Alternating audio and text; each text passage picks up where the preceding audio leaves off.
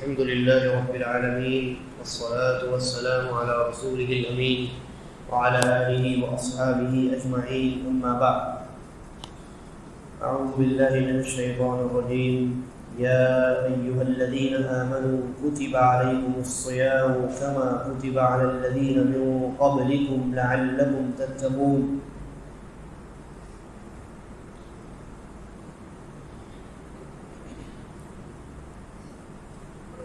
ان آیتوں میں اب اللہ تبارک و تعالیٰ نے روزے کے احکام و مسائل پر گفتگو فرمائی ہے. چنانچہ فرمایا یا ایھا الذین آمنوا، اے ایمان والوں، کتب علیکم الصیام، تمہارے اوپر روزے کو فرض کر دیا گیا. کما کتب علی الذین من قبلکم، اس طریقے سے تم سے پہلے جو لوگ اور جو امتیں گزر چکی ہیں ان کے اوپر روزے کو فرض کر دیا گیا تھا. لعلکم تتقون، تاکہ تم تقوی اختیار کرنے والے بن جاؤ.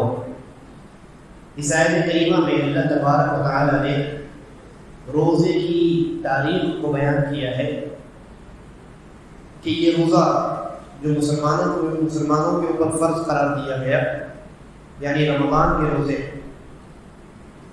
تو ایسا نہیں ہے کہ روزوں کو صرف اسی امت کے اوپر فرض کیا گیا ہے، بلکہ حقیقت یہ ہے کہ اس امت سے پہلے بھی جتنی امتیں گزر چکی ہیں ان تمام امتوں میں روزے فرض کیے گئے تھے.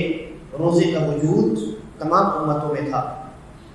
اب یہ الگ بات ہے کہ ہمارے یہاں روزے جو فرض کیے گئے ہیں رمضان کے، یہ 30 دن کے ہیں اور یہ صبح صادق کے بعد سے شروع ہوتے ہیں اور غروب آفتاب تک ہمیں روزے سے رہنے کا حکم دیا گیا ہے نا.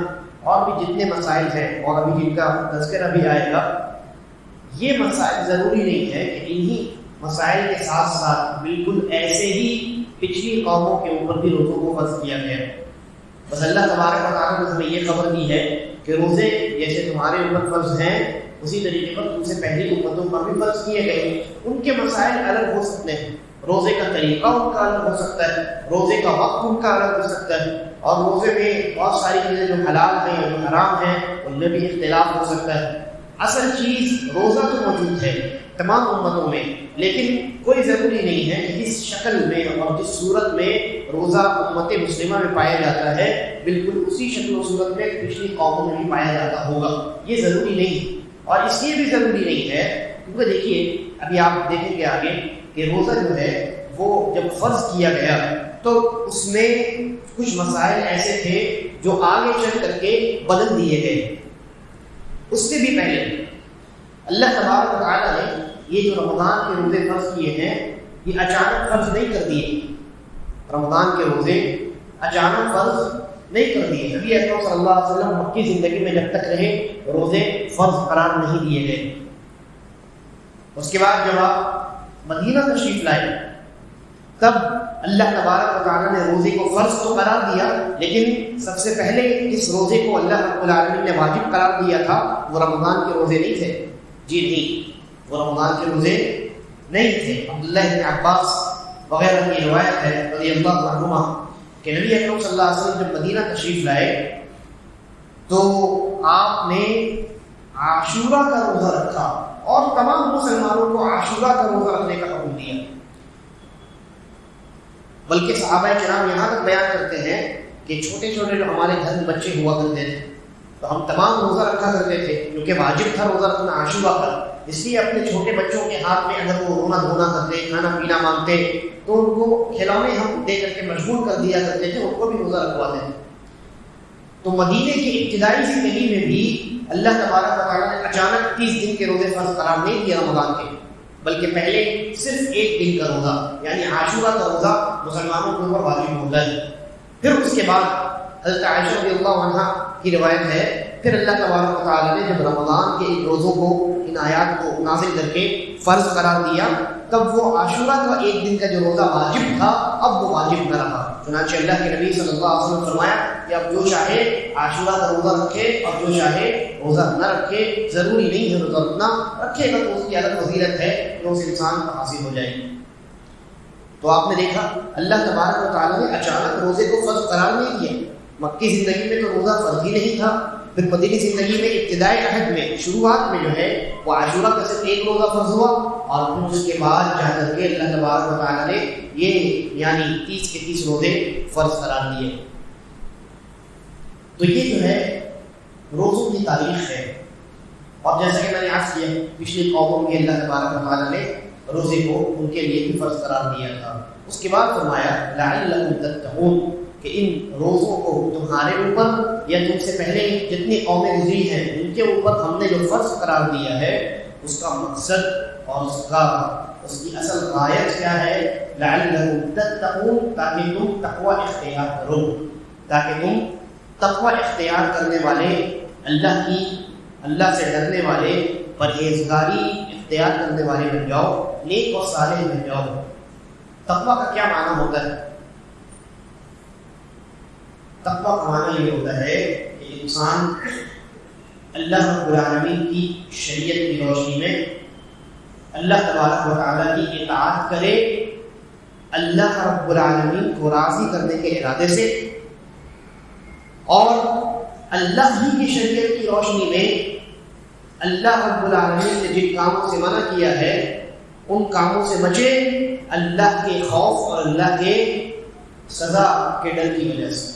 یہ تقوی کی تعریف بعض تابعین نے بیان فرمائی. طلق بن حبیب رضی اللہ رحمہ اللہ بڑے کے بعد تابعین ان کو شمار ہوتا ہے، انہوں نے تقوی کی یہی تعریف بیان فرمائی.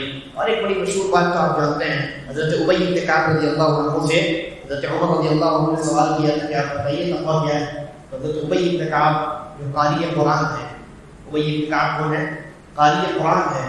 اور یہ مت سمجھیے ہمارے یہاں کے جو قاری ہوتے ہیں مطلب یہ کہ قرآن بھی یاد ہونا ہو اور دینی مسائل شرعی مسائل کو علم ہونا ہو، بس قاری ہمارے یہاں کے کو کہا جاتا ہے جو قرآن بڑا بہترین زبردست پڑھتے ہیں. جی نہیں، صحابہ کی اصطلاح میں قاری کا یہ مطلب نہیں ہے. صحابہ کی اصطلاح میں قاری کا مطلب ہے عالم القرآن، جو قرآن کریم کا عالم ہو، الماہر بالقرآن، جو قرآن کریم کا ماہر ہو، یعنی قرآن کریم کا ماہر ہو، قرآن کریم کی تلاوت کا ماہر ہو، قرآن کریم کی قراءت کے ساتھ ساتھ قرآن کریم کے علوم کا ماہر ہو، قرآن کریم کی تفسیر کا ماہر ہو، ہے نا.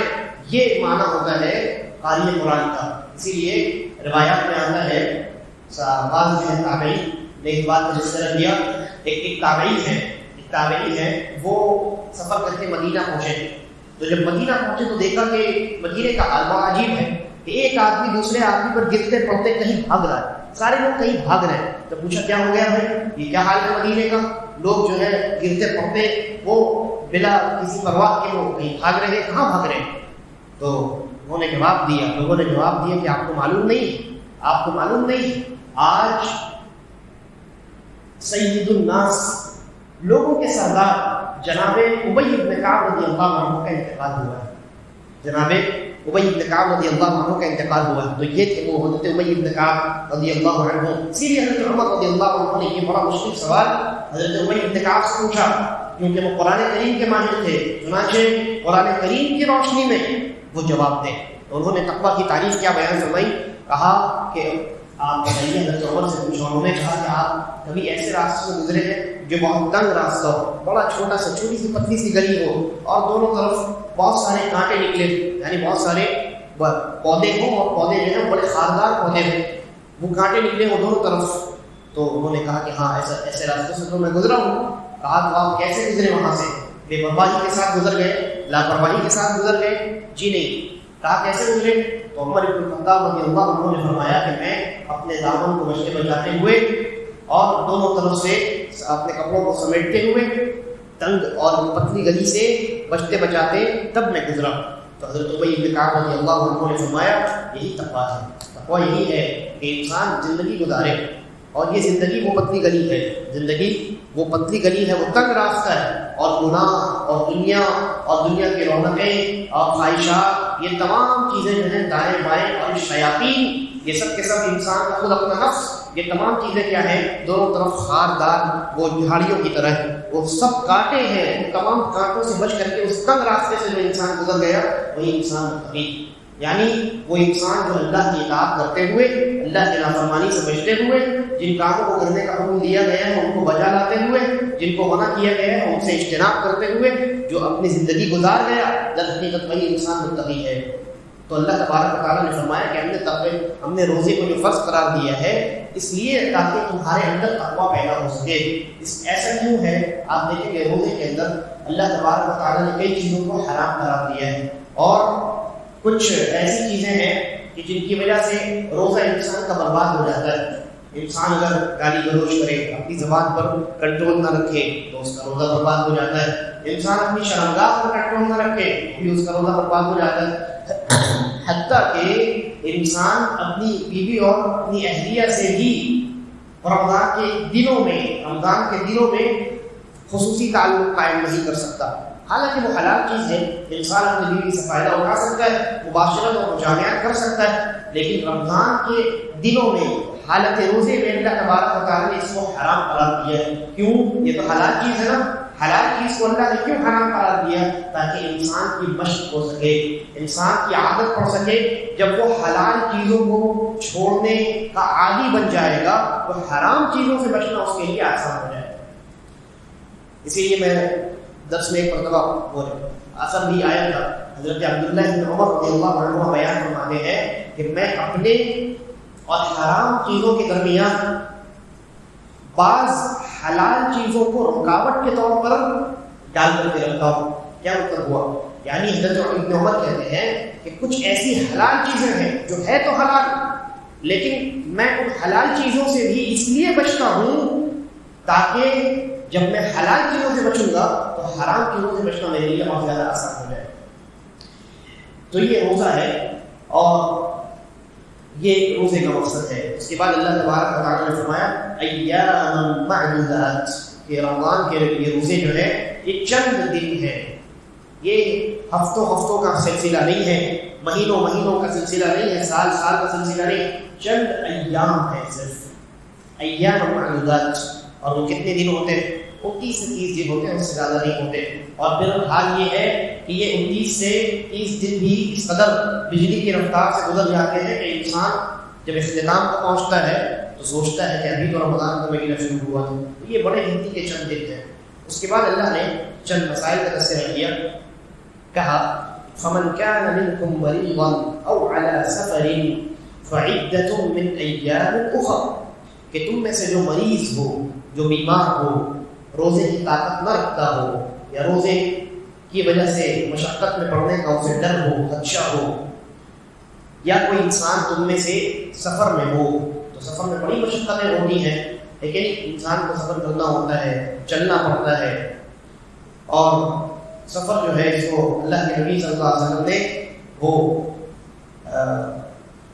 سفر کو اللہ تبارک و تعالیٰ اب من النار کہا ہے، یعنی آگ کا ایک ٹکڑا ہے، بڑا سخت معاملہ ہوتا ہے۔ انسان اجنبی شہر میں، اجنبی ملک میں ہوتا ہے تو اس کے پاس وہ پورا سرمایہ جو اس کے اپنے ملک میں ہے، اپنے رشتے دار ہیں، دوست احباب ہیں، کچھ بھی ہوا ایک کال کرے گا، کوئی آدمی آ جائے گا، لیکن اجنبی شہر میں کون ہے؟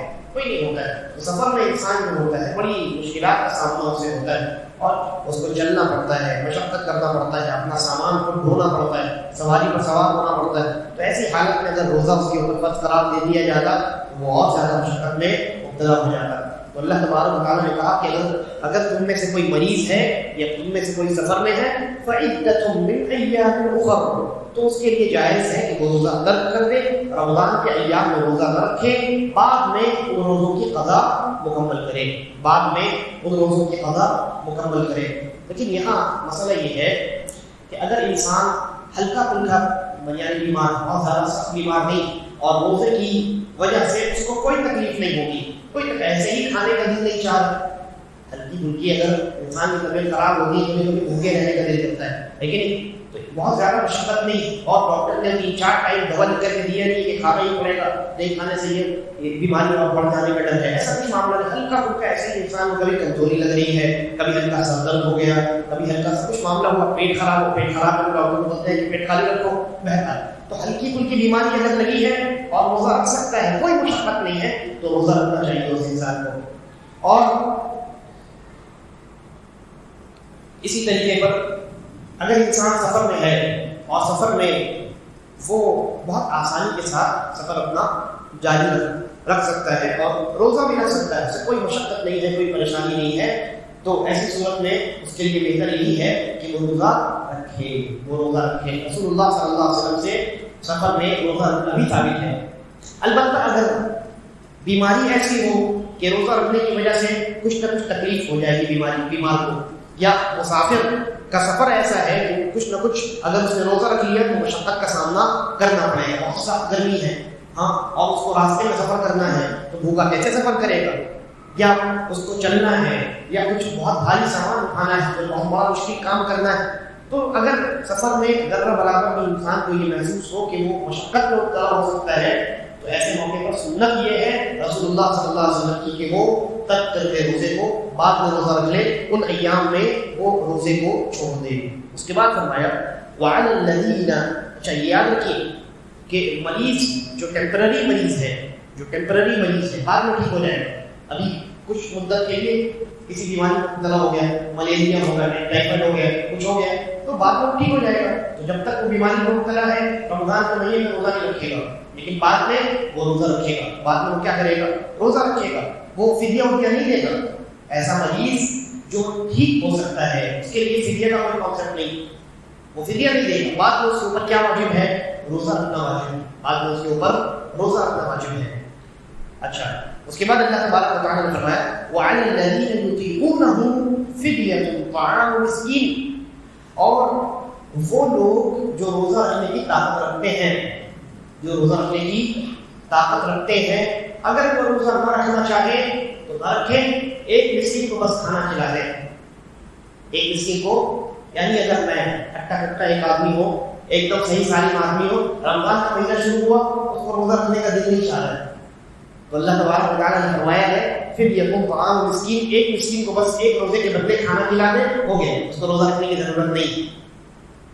کیا معاملہ ہے؟ صحیح ہے، آیت یہی بتاتی ہے، لیکن حقیقت یہ ہے کہ یہ جو آیت ہے یہ منسوخ ہو چکی ہے۔ ابتدائی اسلام میں اللہ تبارک و تعالیٰ نے جب رمضان کے روزے فرض قرار دیے تھے نا، تو وہاں بھی آسانی رکھی تھی، اور یہ آپشن تھا مسلمانوں کے پاس کہ آپ اگر روزہ نہیں رکھنا چاہیں بغیر کسی عذر کے، کوئی پریشانی نہیں، بس روزہ نہیں رکھنا ہے، تو آپ کے پاس یہ آپشن تھا کہ ہر روزے کے بدلے ایک مسکین کو آپ کھانا کھلاتے جائیے، روزہ آپ چھوڑتے جائیے، اور بعد میں اس کی قضا کرنے کی ضرورت نہیں ہے۔ یہ ابتدائی اسلام میں یہ مسئلہ تھا، لیکن پھر بعد میں آگے جو آیت آنے والی ہے کہ وہ فمن شہد منکم الشہر فلیصم، کہ جو انسان رمضان کا مہینہ پائے تو اس کے اوپر روزہ رکھنا واجب ہے۔ اس آیت کی بنیاد پر یہ آیت جو ہے منسوخ ہو گئی، اب یہ حکم ختم ہو گئے، اب یہ آپشن مسلمانوں کے پاس نہیں ہے کہ روزہ چھوڑ بھی سکتے ہیں بغیر کسی وجہ کے، اور اس کے بدلے ہر روزے کے بدلے کسی کو کھانا کھلا دیں، اب یہ معاملہ ختم ہو چکا ہے۔ لیکن جب روزہ فرض ہوا تھا تو اللہ تبارک و تعالیٰ نے مسلمانوں کو یہ اختیار دیا تھا کہ آپ یا تو روزہ رکھیے، یا اگر روزہ نہیں رکھنا ہے تو ہر روزے کے بدلے ایک مسکین کو کھانا کھلائیے۔ تو یہ آیت منسوخ ہے، یہ آیت کیا ہے، منسوخ ہو چکی ہے، یعنی اس کی تلاوت باقی ہے لیکن اس کا حکم منسوخ ہو چکا ہے۔ قرآن کریم میں کئی ایسی آیتیں ہیں کہ جن کی تلاوت کی جائے گی، اس کی تلاوت باقی ہے، لیکن حکم کیا ہے، منسوخ ہو چکے ہیں، حکم منسوخ ہو چکا ہے۔ اور کچھ آیتیں ایسی بھی ہیں جن کی تلاوت منسوخ ہو چکی ہے، حکم باقی ہے، جن کی تلاوت منسوخ ہو چکی ہے، حکم باقی ہے۔ بہرحال وہ اس تفصیل میں جانے کی ضرورت نہیں۔ تو اللہ تبارک و تعالیٰ نے یہ جو اختیار دیا تھا یہ شروع اسلام میں اور رمضان کے جب شروع میں روزے فرض ہوئے تب تھا۔ لیکن حضرت عبداللہ بن عباس رضی اللہ عنہما، یہ کون ہے، ترجمان القرآن ہے۔ رسول اللہ صلی اللہ علیہ وسلم نے حضرت عبداللہ بن عباس کو خاص دعا دی تھی، اللہم فقہہ فی الدین وعلمہ التأویل، اے اللہ، اسے حضرت عبداللہ بن عباس کے بارے میں کہا ہے، اللہ انہیں دین کی فقہ اور دین کی سمجھ عطا فرما، وعلمہ التأویل، اور انہیں قرآن مجید کی تفسیر کا علم سکھا۔ تو یہ وہ عبداللہ بن عباس ہیں، یہ فرماتے ہیں اس آیت کریمہ کے بارے میں کہ اس کا ایک معنی جو ہے کہ آپشن آپ کے پاس ہے، چاہے روزہ رکھیے، چاہے ہر روزے کے بدلے آپ ایک مسلم کو کھانا کھلا دیجیے، یہ حکم تو منسوخ ہو چکا ہے، یہ عمر تو منسوخ ہو چکا ہے، لیکن فرماتے ہیں وَأُثْبِتَتْ لِلْحُبْلَى وَالْمُرْضِعِ کہ یہ جو آیت ہے یہ دو قسم کے لوگوں کے لیے ابھی بھی باقی ہے، اور بعض روایات کے اندر دو قسم کے مزید اور لوگوں کا تذکرہ ہے، تو کل ملا کر کتنے لوگ ہو گئے؟ 4 لوگ. 4 لوگوں کے لیے یہ آیت ابھی بھی باقی ہے. 4 لوگ، وہ 4 لوگ کون ہیں؟ پہلے 2 جن کا تذکرہ میں نے کیا، چلیے اس کو بعد میں ذکر کرتا ہوں. پہلے 2 لوگوں کا تذکرہ کرتا ہوں. 4 میں سے پہلے 2 لوگ کون ہیں؟ پہلے 2 لوگ وہ ہیں، ایک تو وہ آدمی ہے جو اتنا بیمار ہے اور ایسی بیماری میں مبتلا ہے جس سے اس کو ٹھیک ہونے کی امید نہیں ہے. اتنا زیادہ بیمار ہے یا ایسی بیماری خطرناک اس کو لگی ہے، ڈاکٹر نے بول دیا ہے آپ زندگی بھر دوا کھاتے رہیے، ٹھیک ہونے کا حساب نہیں آپ کے یہاں. ٹھیک ہے، تو ایسا اگر آدمی بعد میں ہو سکتا ہے اللہ تبارک و تعالیٰ اس کو شفا دے دے، بیماری جو ہے اس کی کہ جس کی دوا بھی مسلمانوں نے یا انسانوں نے دریافت نہیں کی ہے، بعد میں وہ دوا مل جائے وہ الگ مسئلہ ہے. لیکن انسان کو یہ گمان ہو جائے، غالب گمان ہو جائے کہ یہ ایسی بیماری ہے کہ جس سے چھٹکارا بڑا مشکل ہے، اس بیماری کو مبتلا ہونے والا یا اس اسٹیج میں پہنچ جانے والا بہت کم ہی بچ پاتا ہے. جیسے کوئی کینسر کے ایک دم آخری اسٹیج میں پہنچا ہوا ہے کہ نہیں، تو بہت مشکل ہے اس کا بچ جانا، بہت مشکل ہے. تو ایسا کوئی اگر بیمار ہے جس کو اس کی بیماری سے چھٹکارا ملنا اس انسان کو یہ لگتا ہے، ڈاکٹروں نے یہ بتایا ہے کہ بہت مشکل ہے، آپ کو ساری زندگی دوا کھانی پڑے گی، بس دوا پہ رہیے، بیماری ٹھیک نہیں ہو سکتی، تو ایسی صورت میں اس انسان کے پاس اس آیت پر عمل کرنے کا آپشن ہے. آپشن کیا؟ بلکہ وہ عمل کرے گا. وہ کیا کرے گا؟ وہ روزہ نہیں رکھے گا، وہ کبھی روزہ نہیں رکھے گا، اس کے اوپر روزہ رکھنا ثابت ہو چکا ہے کیونکہ وہ بیمار انسان ہے. لیکن کیا کرے گا؟ وہ ہر روزے کے بدلے ایک مسکین کو کھانا کھلائے گا، ایک ٹائم کا. اور کتنا کھانا کھلائے گا میں بھی بتاؤں گا مسئلے کو بیان کرنے کے بعد. تو کوئی اگر ایسا بیمار ہے کہ جس کی بیماری ایسی ہے جس سے ٹھیک ہونا مشکل ہے سال کے لیے، ڈاکٹر نے بول دیا ہے، تو وہ آدمی روزہ تو رکھ نہیں سکتا ہے، روزہ نہیں رکھ سکتا ہے. 4-5 ٹائم کو دوا کھانا ہے ساری زندگی، تو کیا کرے گا؟ وہ انسان روزہ چھوڑ دے گا. لیکن روزہ چھوڑنے کے بعد ہر ایک روزے کے بدلے ایک مسکین کو کھانا کھلائے گا، ایک مسکین کو کھانا کھلائے گا. یہ پہلی قسم ہوئی، 4 قسموں میں سے پہلی قسم ہوئی. دوسری قسم، ایسا بوڑھا کمزور انسان جو بڑھاپے اور کمزوری کی وجہ سے روزہ رکھنے کی طاقت نہیں رکھتا. اگر روزہ رکھے گا تو مر جائے گا، روزہ رکھے گا تو مر جائے گا، یا بہت سخت بیمار ہو جائے گا، بہت کمزور ہے، اتنا بوڑھا ہو چکا ہے، 90-95-100 سال کا بوڑھا آدمی.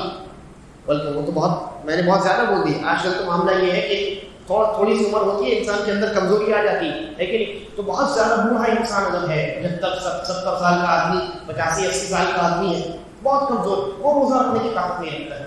اگر وہ روزہ رکھے گا تو بیمار پڑ جائے گا یا تو مر جائے گا، بھوکا رہنے کی اس کو استطاعت نہیں ہے. تو ایسا بوڑھا کمزور انسان بھی روزہ چھوڑ دے گا اور ہر روزے کے بدلے کیا کرے گا؟ ہر روزے کے بدلے ایک مسکین کو ایک ٹائم کا کھانا کھلائے گا. ٹھیک ہے، 2 قسم کے لوگ ہو گئے. اچھا، اور مزید 2 قسم کے لوگ فرماتے ہیں عبداللہ ابن عباس رضی اللہ عنہما،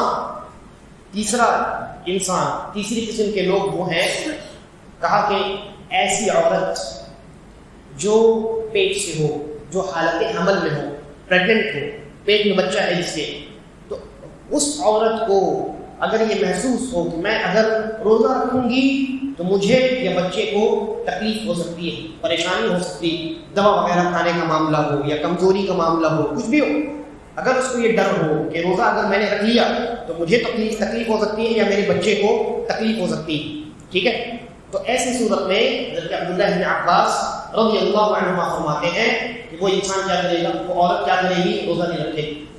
جو پریگننٹ عورت ہے اور اس کو دقت ہو رہی ہے، پریشانی ہو رہی ہے روزہ رکھنے میں، اگر بالکل صحیح سالم میں کوئی پریشانی نہیں، آرام سے وہ روزہ رکھ سکتی ہے تو کوئی حرج نہیں، روزہ رکھے گی وہ. لیکن اگر پریشانی ہو رہی ہے تب کیا کرے گی؟ تب روزہ چھوڑ دے گی. عبداللہ ابن عمر رضی اللہ عنہما کی ایک بیٹی تھی، تو وہ جب حالت حمل میں ہوئی، جب پیٹ میں بچہ پیدا ہو گیا تو ان کو ذرا تکلیف محسوس ہوئی، روزہ رکھنے کی وجہ سے ان کو یا اپنے بچے کو وہ تکلیف پہنچنے کا ڈر پیدا ہوا. تو عبداللہ ابن عمر سے انہوں نے پوچھا اپنے والد محترم سے، انہوں نے فتویٰ دیا، صحیح روایت ہے کہ تم روزہ چھوڑ دو، ہر روزے کے بدلے ایک مسکین کو کھانا کھلاؤ. ٹھیک ہے. تو اگر کوئی عورت پریگننٹ ہے اور پریگننسی کی وجہ سے روزہ رکھنے میں اسے وہ کسی نہ کسی نقصان کا ڈر ہے، ٹھیک ہے، یا دوائیں وغیرہ چل رہی ہے، کچھ بھی معاملہ ہے، تو ایسی صورت میں وہ عورت بھی روزہ چھوڑنے کے لیے رکھے گی روزہ، اور صرف ہر روزے کے بدلے ایک مسکین کو کھانا کھلائے گی، ایک مسکین کو کھانا کھلائے گی. بعد میں روزوں کی قضا کرنے کی بھی ضرورت نہیں، بعد میں روزوں کی قضا کرنے کی ضرورت نہیں ہے، صرف وہ فدیہ دے گی. اگرچہ اس مسئلے میں علماء کا اختلاف ہے، لیکن میں نے جو ابھی جیسے عبداللہ ابن عمر کا واقعہ میں نے بیان کیا، حضرت عبداللہ ابن عباس ہے، اس طرح سے اور بھی کئی صحابہ کرام کے بہت واضح کلیئر جو ہے وہ آثار ہیں جن سے اس بات کا علم ہوتا ہے کہ ایسی عورت جو پریگننسی کی وجہ سے روزہ چھوڑتی ہے وہ خالی فدیہ دے گی، صرف فدیہ دے گی، اس ان روزوں کی بعد میں وہ قضا نہیں کرے گی. اچھا، یہ تیسری قسم ہو گئی. اب ایک قسم اور بچی ہے نا، تو فرمایا عبداللہ ابن عباس رضی اللہ عنہما نے، والمرضع، ایسی عورت جو بچے کو دودھ پلانے والی ہے، بچے کی پیدائش ہو گئی، اب بچہ ماں کا دودھ پیتا ہے، تو ماں کا دودھ بنتا کہاں سے ہے؟ ماں کے خون سے بنتا ہے کہ نہیں؟ اور وہ خون کہاں سے بنے گا؟ جب ماں کھائے گی تب نا. تو اگر ماں ایک دم صحیح سالم ہے، تندرست ہے، وہ ایک دم ٹھیک ہے، کوئی مسئلہ نہیں ہے اس کو، وہ اگر روزہ بھی رکھ لے تو اس کو کوئی پریشانی ہونے والی نہیں ہے، وہ روزہ رکھے گی. لیکن اگر اس کو ڈر ہو کہ اگر میں نے روزہ رکھا، میں بھوکی رہی تو دودھ سوکھ جائے گا، یا بچے کو پریشانی ہو جائے گی، یا مجھے پریشانی ہو جائے گی، میری طبیعت خراب ہو جائے گی، ٹھیک ہے، اگر اس معاملے میں اس طرح کے مسائل پیش آ جائیں، اگر دودھ پلانے والی جو خاتون ہے اپنے بچے کو دودھ پلاتی ہے اور روزہ رکھنے کی وجہ سے ڈر ہو کہ مجھے یا میرے بچے کو تکلیف ہو سکتی ہے، تو ایسی صورتحال میں بھی حضرت عبداللہ ابن عباس رضی اللہ عنہما اور دیگر صحابہ کرام کے فتوے کے مطابق وہ عورت کیا کرے گی؟ روزہ چھوڑ دے گی اور ہر روزے کے بدلے ایک مسکین کو کھانا کھلائے گی، ہر روزے کے بدلے ایک مسکین کو کھانا کھلائے گی. یہ بھی بعد میں ان روزوں کی قضا نہیں کرے گی راجح قول کے مطابق. ان دونوں کے بارے میں، یعنی پریگننٹ عورت کے بارے میں اور دودھ پلانے والی عورت کے بارے میں علماء کے درمیان بہت شدید قسم کا اختلاف ہے، اختلاف بہت سخت ہے. تو اگر کوئی انسان کسی نے کسی عالم سے فتویٰ پوچھا ہے اور انہوں نے اگر یہ فتویٰ دیا ہے کہ فدیہ دے گی اور وہ جو ہے وہ کیا کرے گی؟ قضا بھی کرے گی، اور وہ عمل کرتا ہے ان کے فتوے پر، تو کوئی حرج کی بات نہیں. لیکن دلائل کی سے جو بات زیادہ مضبوط مجھے معلوم ہوتی ہے، اور بہت سارے علماء ہیں ان کا جو فتویٰ ہے یہ زیادہ مضبوط فتویٰ معلوم ہوتا ہے، کیونکہ صحابہ کے ایک دم واضح اور صاف وہ فتاوے موجود ہیں، ہے کہ نہیں؟ تو زیادہ جو مضبوط موقف معلوم ہوتا ہے وہ یہی ہے کہ حاملہ یعنی پریگننٹ عورت اور بچے کو دودھ پلانے والی عورت اگر روزہ چھوڑے گی تو وہ بھی بوڑھے کمزور آدمی کی طرح اور لا علاج بیماری میں مبتلا انسان کی طرح صرف اور صرف کیا کرے گی؟ وہ ان روزوں کا فدیہ ادا کرے گی، ان روزوں کی بعد میں رمضان کے بعد کے مہینے میں ان کو قضا کے طور پر وہ ادا نہیں کرے گی. تو آپ نے سمجھ لیا 4 قسم کے ایسے لوگ ہیں جو روزہ چھوڑیں گے تو فدیہ دیں گے، ان کی قضا کرنے کی ضرورت نہیں ہے. 4 قسم کے لوگ کون کون ہیں؟ ایک اتنا بوڑھا کمزور انسان جو بڑھاپے اور کمزوری کی وجہ سے روزہ نہیں رکھ سکتا. دوسرا ایسا انسان جو ایسی بیماری میں مبتلا ہے جو لا علاج بیماری ہے، جس کا علاج دریافت نہیں کیا گیا ہے. 2 قسم کے لوگ ہو گئے. تیسری قسم وہ عورت کہ جو پریگننٹ ہو اور پریگننسی کی وجہ سے وہ روزہ نہ رکھ سکتی ہو. اور چوتھی وہ عورت جو دودھ پلاتی ہو بچے کو اور دودھ پلانے کی وجہ سے وہ روزہ نہ رکھ سکتی ہو. تو یہ 4 قسم کے لوگ ایسے ہیں جو روزہ چھوڑیں گے اور ہر روزے کے بدلے ایک مسکین کو وہ فدیہ دیں گے، ایک مسکین کو کھانا کھلائیں گے، اور بعد میں ان روزوں کی قضا کرنے کی ان کو ضرورت نہیں ہے. دیکھیے یہ جو مرضع اور حبلہ یعنی پریگننٹ عورت اور دودھ پلانے والی عورت، اگر یہ غور کرنے کا مقام ہے، بہت سارے علماء نے ذکر کیے، اگر ان عورتوں پر روزوں کی قضا واجب کر دی جاتی تو کیا ہوتا؟ ایک عورت حاملہ ہوئی، 9 مہینے حمل سے ہے، بیچ میں 1 مہینہ پورا رمضان پڑ گیا، تو 29 پورے روزے اس کے باقی رہ گئے. اب جیسے ہی وہ بچہ پیدا ہوا تو ماں کیا کرے گی؟ بچے کو دودھ پلائے گی نا. اور بچے کو دودھ پلانے کی مدت 2 سال ہے. 2 سال میں 2 مرتبہ رمضان آئے گا تو 30 اور 30 یا 29 اور 29 یعنی 3 مہینے کے روزے وہ جمع ہو گئے اس کے پاس. 3 مہینے کے روزے جمع ہو گئے. تو کیسے وہ 3 مہینے کے روزے جو ہے وہ بعد میں قضا کرے گی؟ اچھا کئی ایسے کیسز ایسے بھی دیکھے گئے ہیں کہ بچہ پیدا ہوا 1 مہینے کا روزہ چھوٹا حمل کی حالت میں, پھر بچے کو 2 سال عورت نے دودھ پلایا, 2 سال کا جو ہے وہ 2 مہینہ رمضان کا 2 مرتبہ آیا تو 3 مہینے پھر ملا کر کے ہو گئے. اور جیسے ہی وہ بچے کو دودھ پلا کر کے فارغ ہوئی 2 سال کا بچہ ہوا وہ پھر سے حاملہ ہو گئی, بچہ پھر سے ٹھہر گیا حمل میں. اب وہ پھر 1 رمضان گزر گیا حالت حمل میں, تو یہ چوتھا مکمل مہینہ کو حالت حمل میں رمضان گزار رہی ہے. پھر اس کے بعد وہ بچہ بھی پیدا ہوا, اس کو بھی 2 سال اس کو دودھ پلانا ہے اور 2 سال میں 2 مرتبہ رمضان آتا ہے تو وہ پھر اور مزید 2 مہینے تو 6 مہینے ہو گئے. اب 6 مہینے کے روزے رکھنے کی استطاعت انسانوں کے اندر ہے نہیں. اسی لیے صحابہ کرام نے اس طرح کے فتاوے دیے ہیں کہ حاملہ عورت اور پریگننٹ عورت جو ہے وہ اگر مشقت کی وجہ سے روزہ چھوڑتی ہے تو کیا کرے گی؟ بس ہر روزے کے بدلے ایک مسکین کو وہ کھانا کھلاتی رہے گی. بس آخری بات. اب یہ فدیہ جو دینا ہے, یہ جو کھانا کھلانے کا مسئلہ ہے, تو یہ کتنا کھلایا جائے؟ تو اس سلسلے میں علماء لکھتے ہیں کہ اگر آپ 1 ٹائم کا کھانا کھلانا یاد رکھیے, ہر روزے کے بدلے 1 ٹائم کا ایک مسکین کو کھانا کھلانا ہے, تو اگر آپ کسی مسکین کو پکا ہوا کھانا کھلا رہے ہیں تو پیٹ بھر کر کے کھلائیے 1 ٹائم کا کھانا. اس کو کسی فقیر کو کسی مسکین کو آپ بلا لیجیے اپنے گھر میں اور 1 ٹائم کا کھانا مکمل اس کو آپ کھلا دیجیے, ٹھیک ہے. لیکن اگر آپ اس کو کچا کھانا دینا چاہتے ہیں, جیسے چاول دینا چاہتے ہیں یا گیہوں دینا چاہتے ہیں, تو کیا کیجیے؟ تو اس سلسلے میں 3 اقوال ملتے ہیں صحابہ کرام سے. پہلا قول یہ ہے کہ 1 مد چاول یا گیہوں آپ دیجیے گا. 1 مد کتنا ہوتا ہے؟ یہ ایسے میں نے کیا, اس میں جتنا چاول گیہوں آ گیا اور مزید اور آدھا, ٹھیک ہے, تو وہ 1 مد ہوتا ہے, تقریباً 750 گرام ہوتا ہے, 750 گرام, ٹھیک ہے. تو 750 گرام آپ چاول یا گیہوں کچا اگر آپ دے رہے ہیں تو وہ 1 روزے کے بدلے آپ کو 1 مسکین کو دینا پڑے گا. اور کئی اقوال دوسرے بھی ہیں جن میں 1 سا کا تذکرہ ہے, 1 سا, اور اسی طریقے پر نصف سا کا بھی تذکرہ ہے, 1 سا اور نصف سا کا بھی تذکرہ, آدھا سا اور 1 سا. 1 سا کتنا ہوتا ہے؟ تقریباً 2.5 کلو ہوتا ہے, تقریباً جو ہے 2.5-3 کلو 1 سا ہوتا ہے. تو آدھا سا کتنا ہو جائے گا؟ وہی ہوگا وہ تقریباً 1.25 کلو وغیرہ ہوگا, ہے نا, 1.5 کلو آپ مان لیجیے. بہرحال زیادہ تر جو اقوال ہیں وہ 1 مد کے ہیں, 750 گرام. تو اگر آپ کچا دینا چاہتے ہیں, کچھ پکا کے آپ کو کھانا نہیں دینا ہے, تو پھر آپ 1 روزے کے بدلے ہر روزے کے بدلے 750 گرام چاول یا گیہوں کر کے آپ وہ فقیر کے حوالے کر دیجئے. اور اگر اپنے گھر میں پکا کر کے کھلانا چاہتے ہیں یا اس کے گھر پہنچانا چاہتے ہیں تو اتنا دیجیے کہ جس سے وہ کھا کر کے اپنا پیٹ بھر سکے. تو یہ جو ہے اللہ تبارک و تعالیٰ نے بڑی تفصیل کے ساتھ روزے کے چند مسائل کو یہاں پر بیان کیا. اس کے بعد کی آیات میں بھی روزے کے اور بھی کئی مسائل ہیں, ان کا بھی تذکرہ انشاءاللہ اگلے درس میں آئے گا. اللہ تبارک و تعالیٰ ہم تمام کو نیک سمجھ کی توفیق عطا فرمائے اور ہم تمام کا خاتمہ ایمان اور اسلام پر کرے.